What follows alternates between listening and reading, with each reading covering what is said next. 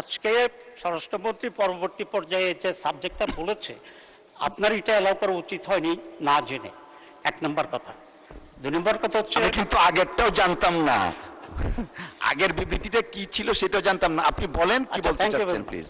কিন্তু very unfortunate thing হচ্ছে এই যে আমার জানা নাই স্বরাষ্ট্রমন্ত্রী পরবর্তী পর্যায়ে একটি আনডিসাইডেড ম্যাটারকে, বিতর্কিত বিষয়কে এখানে পার্লামেন্টে এরকম বক্তব্য রাখা কোনো একটি দলকে করে, এটাই বোধহয় বাংলাদেশের পার্লামেন্টের ইতিহাসে এই প্রথম বলেই আমি মনে করি।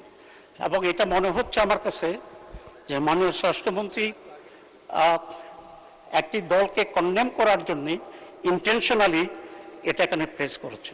ঘটনাটা যেটা হয়েছে, আমি এখন জানতে চাচ্ছি যে জিশান এখন কোথায় আছে, এক নাম্বার।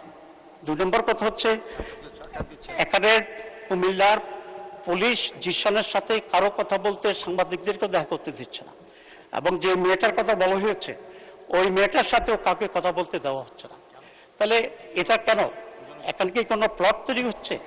এটা আজকে স্বরাষ্ট্রমন্ত্রীর বক্তব্যটা মনে হচ্ছে যে ওনারা একটা প্লট তৈরি করার জন্যই পুলিশ এবং স্বরাষ্ট্রমন্ত্রী একই লাইনে আলোচনা করে এই কাজটি করেছে।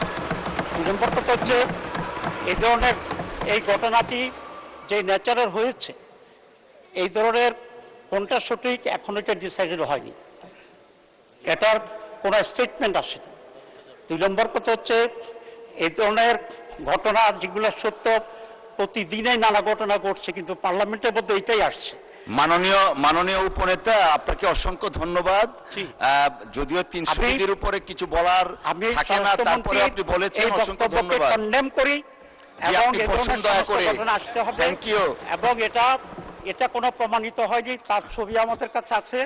ইসলামী ছাত্র শিবির মাননীয় সদস্য আর দলকে এইভাবে পার্লামেন্টে দায়ী করবে, বানোয়াট কথা বলবে এবং ষড়যন্ত্র করবে, এটা তো কোনো পার্লামেন্টে মেনে নেওয়া যায় না।